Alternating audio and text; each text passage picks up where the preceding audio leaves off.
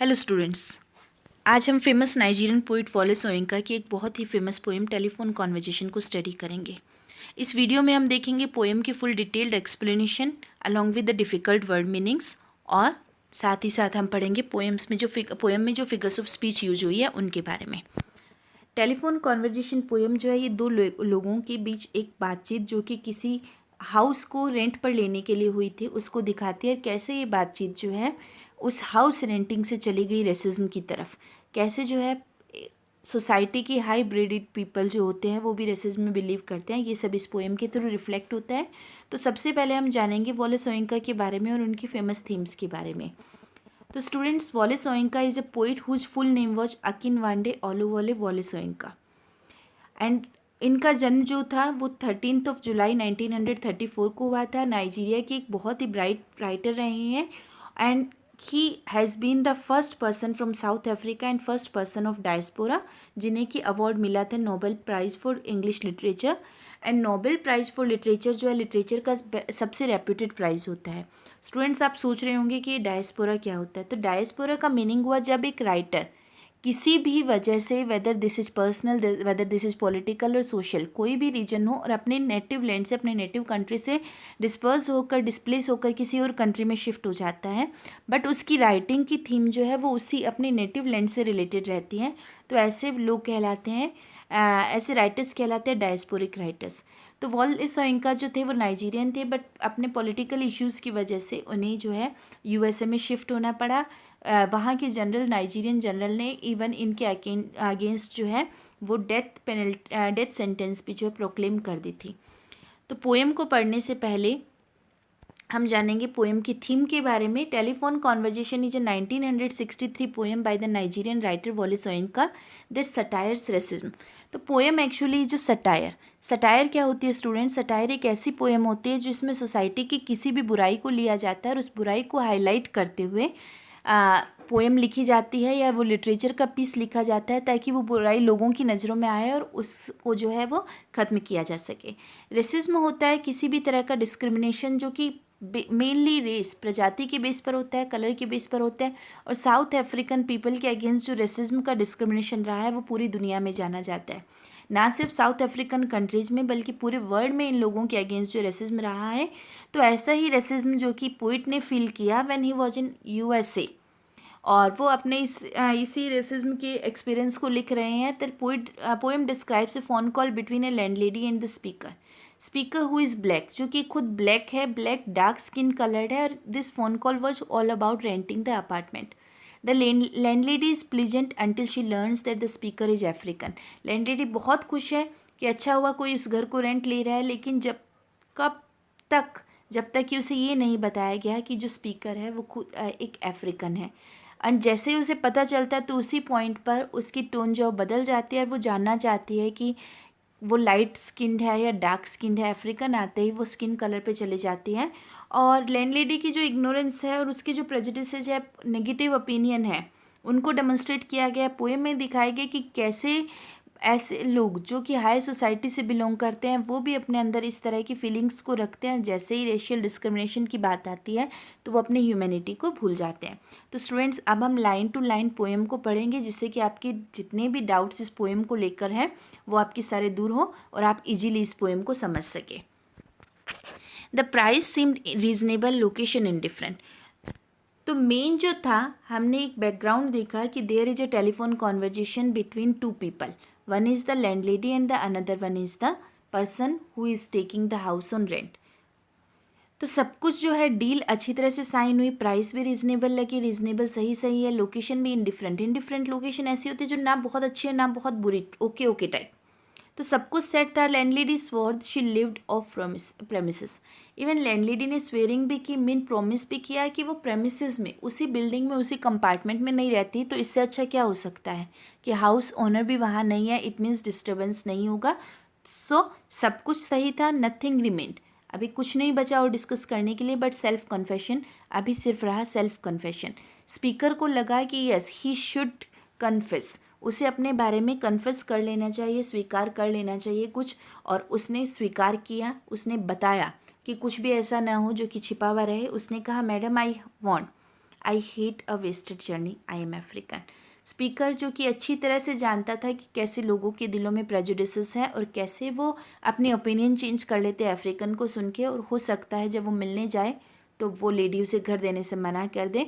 तो उसने पहले ही बता दिया कि आई वॉन्ट, स्पीकर कहता है कि मैंने वार्न किया, I hate a wasted journey, कि मुझे नफरत है एक वेस्टेड जर्नी से, मैं बिल्कुल नहीं चाहता कि मैं आपसे मिलने आऊँ और मेरी जर्नी वेस्ट हो जाए। I am telling you I am African, मैं एक अफ्रीकन हूँ। साइलेंस। जैसे ही लेडी ने ये बात सुनी तो वो साइलेंट हो गई। There was total silence on that phone call. Silence, transmission of pressurized good breeding. अब तक जहाँ वर्ड्स ट्रांसमिट हो रहे थे एक जगह से दूसरी जगह, one was speaking and the another one was listening, अभी यहाँ एक साइलेंस ट्रांसमिशन हो गया।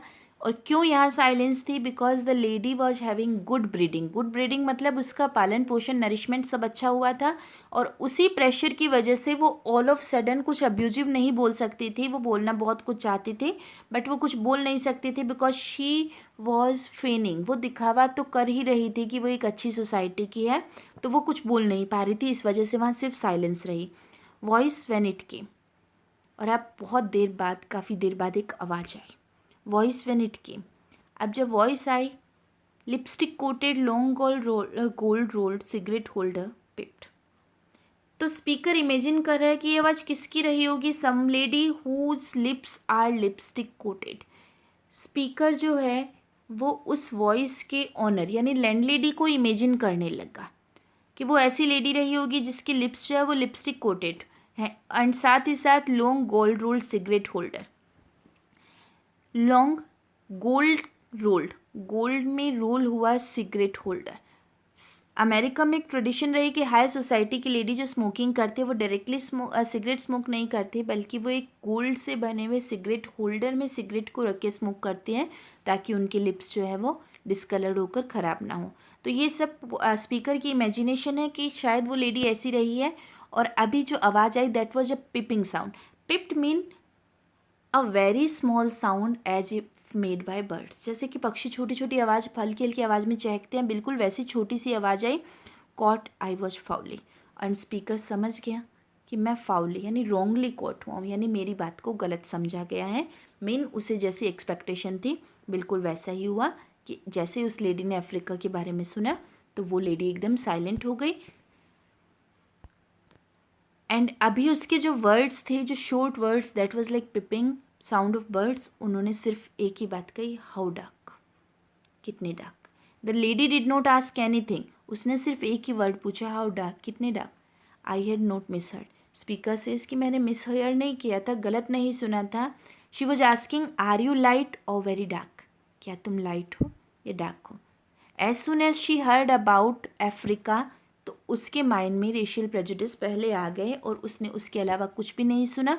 उसने डायरेक्टली यही पूछा, आर यू लाइट और very dark, button B button A. वो तो बिल्कुल ऐसे पूछ रही थी जैसे कि आपको कहा जाता है बटन बी या बटन ए, लाइक कॉल सेंटर पर आप फ़ोन करते हो, हिंदी के लिए एक दबाइए, इंग्लिश के लिए प्रेस 2। तो बिल्कुल वैसे चॉइस के लिए उसने दो ऑप्शन उसे पकड़ा दिए, आर यू लाइट और very dark. stench of rancid breath of public hide and speak. Stench mean smell of rancid. Rancid students age offensive. Breathing of public hide and speak. Public hide and speak, public booth. The poet says और the speaker says कि मैं जो है सुन पा रहा था एक rancid, एक बहुत ही ऑफेंसिव सी, ऑफेंसिव मतलब दूसरों को हर्ट करने वाली ब्रीदिंग साउंड। मीन लेडी ने और कुछ नहीं कहा, उसके बाद वो ब्रीदिंग कर रही थी, बट वो ब्रीदिंग भी बहुत ज़्यादा ऑफेंसिव थी क्योंकि एक्सपेक्ट होता है कि शायद कुछ सामने वाला बोले, बट उसने सिर्फ इतना ही क्वेश्चन पूछा, आर यू लाइट और वेरी डार्क। एंड उस पब्लिक हाइड एंड स्पीक में, यानी public telephone booth, hide and speak जहाँ आप छिपकर स्पीकिंग कर सकते हो, बात कर सकते हो, वहाँ टोटली साइलेंस थी, तो वो उसकी ब्रीदिंग साउंड को सुन सकता था। और उसने कहा कि मुझे वहाँ सुनाई दे रही थी, मानो कि उसकी स्मेल भी मैं फील कर रहा था। एंड अब उसने इधर उधर देखना शुरू किया। Red booth, red pillar box, red double tiered omnibus squelching tar. It was real, कि अभी मैं सब कुछ देख रहा था। जैसे वो बूथ रेड कलर था, पिलर बॉक्स भी जो था वहाँ बॉक्स लगा हुआ था जिस पिलर पे, वो भी रेड कलर का था। रेड डबल टीयर्ड ओमनिबस स्क्वेल्चिंग का टार, कि बाहर जो एक ओमनी बस जा रही थी, ओमनी बस डबल डेकर बस जो होती है, जो डबल टेयर्ड थी, डबल डेकर्ड बस जो थी वो भी रेड कलर की थी। वो बस जो कि स्क्विल्चिंग मतलब एक साउंड प्रोड्यूस करती हुई हॉल्ट होती है, बस जब रुकती है तो एक हिसिंग साउंड आती है, और वहाँ जो टार जो सड़क पे बिखरा हुआ है या फैला हुआ है वो भी एक तरह से हम ये कह सकते हैं क्रश होता है, तो उस फ्रिक्शन की जो साउंड आती है। तो जैसे ऑब्जेक्ट्स को कलर दिया गया वैसे ही लेडी उसको डायरेक्टली एक ऑब्जेक्ट की तरह, एक थिंग की तरह, एक चीज़ की तरह ट्रीट कर रही है कि तुम डार्क मैन हो या लाइट मैन हो। It was real. हाँ, ये सब कुछ सच था। आसपास की सब चीज़ें भी जब मुझे दिखाई दे रही है, सब कुछ फील हो रहा है, तो इट मीन्स जो मैंने सुना वो गलत नहीं था। Shamed by ill mannered silence, surrender pushed dumbfounded to beg simplification. Speaker says that I was ashamed, मैं शर्मिंदा था इस इल मैनर्ड साइलेंस से, कि मैं भी साइलेंट रहा। हालांकि ये इल मैनर्ड था, किसी के क्वेश्चन पर जवाब न देना बल्कि साइलेंट रहना, that is ill mannered. But अभी मैं सरेंडर कर रहा था। क्यों? क्योंकि पुश्ड डम्बफाउंडेड, मैं इतना ज़्यादा डम्बफाउंडेड फील कर रहा था, शॉक्ड। और ये शॉक पुश्ड क्यों है? क्योंकि इस शॉक में उसे ज़बरदस्ती धकेला गया। कि मैं इस ज़बरदस्ती के शौक में, किसी से आप ऐसा पूछोगे डायरेक्टली कि तुम लाइट कलर हो या डार्क कलर, तो that was a shocking situation for the speaker, कि मैं इतना ज़्यादा शॉक्ड था कि मैं सिंप्लीफिकेशन यानी सिंपल शब्दों में बताने की बात भी नहीं कह पाया। और मुझे अपने ही इस साइलेंस पर शर्म आ रही थी, क्योंकि ये साइलेंस गुड मैनर्स नहीं थे। Considerate she was, poet irony का यूज करते हुए कहता है the lady was considerate. Considerate एक ऐसा पर्सन होता है जो दूसरों की फीलिंग्स को कंसिडर करे, ध्यान दे, उनके लिए केयरफुल हो। Although the lady was not careful, अगर वो केयरफुल होती तो वो इस तरह के क्वेश्चंस बिल्कुल नहीं पूछती, लेकिन वो लेडी मानो कि कंसिडरेट थी, कि शायद उसे समझ नहीं आया वेयरिंग द एम्फेसिस, तो उसने एम्फेसिस को, स्ट्रेस को, जहाँ शब्दों पे जोर दिया जा रहा है उसको चेंज किया। अर्लियर क्वेश्चन था आर यू लाइट और वेरी डार्क, अभी उसने क्वेश्चन चेंज किया, आर यू डार्क और वेरी लाइट। क्वेश्चन जो है बदल गया, बट मेन एसेंस वही रहा, लेडी की फीलिंग्स जो है वो वही रही। रिविलेशन के पोइट कहता है कि अब मुझे रिविलेशन आया, अब मुझे बात रिवील हुई मेरे सामने, मुझे बात समझ आई कि वो क्या जानना चाहती है। यू मीन लाइक प्लेन और मिल्क चॉकलेट? अच्छा, तो आपके कहने का मतलब ये कि मैं कैसा हूँ, प्लेन चॉकलेट जो कि बहुत डार्क होती है, मिल्क चॉकलेट जो वाइट होती है। हर एसेंट वॉज क्लिनिकल, तो यहाँ जो उसका एसेंट था, एसेंट मतलब lady was agree, assent agreement होता है, वो क्लिनिकल था, इमोशन लेस था। मतलब वो मेरी बात से अग्री थी लेकिन बिल्कुल इमोशन नहीं, बहुत ही र्यूडली उसने कहा yes. Crushing in its light impersonality, और वो मानो क्रश कर रही थी, डिप्रेस कर रही थी या डिसहार्टन कर रही थी अपने इम्पर्सनैलिटी को। इम्पर्सनैलिटी मतलब not presenting the true self, वो अपने आप को छिपाते हुए उसने कहा यस जो तुम कह रहे हो वो सही है। तो रैपिडली स्पीकर जो कि अब जान चुका था कि यहाँ उसका कुछ नहीं होना, उसे घर नहीं मिलना, बल्कि उसे इस प्रेजुडिस का फेस करना है, तो स्पीकर ने rapidly wave length adjusted. Wave length किसकी एडजस्ट की उसने? वो जो टेलीफोन की वायर्स होती है वेविंग, उनको एडजस्ट करते हुए आई चूज़, मैंने चुना, मैंने बताया अपना कलर वेस्ट अफ्रीकन सेपिया, कि मेरा कलर है West African sepia. Sepia colour students मैंने तुम्हें डाउन साइड में, बॉटम साइड में दिखाया, this is the dark brown colour, that is sepia colour.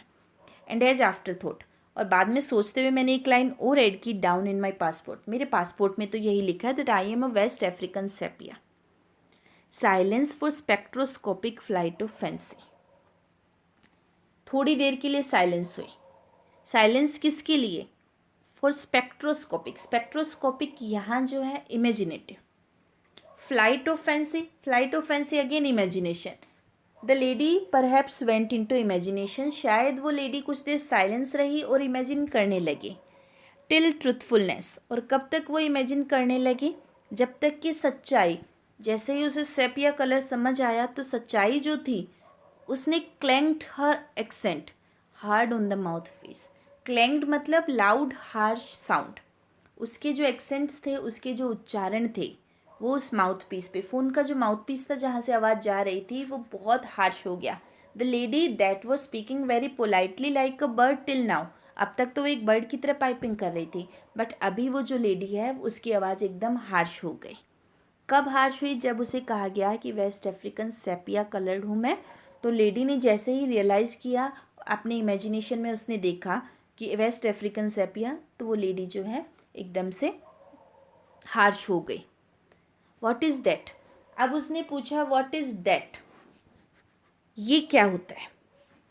कॉन्सीडिंग, concede mean to accept as truth, किसी बात को ट्रूथ की तरह एक्सेप्ट कर लेना, सच की तरह एक्सेप्ट कर लेना। Don't know what that is.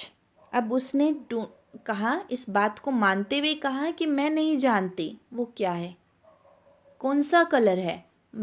उसने सेपिया कलर के लिए कहा I don't know what the colour is.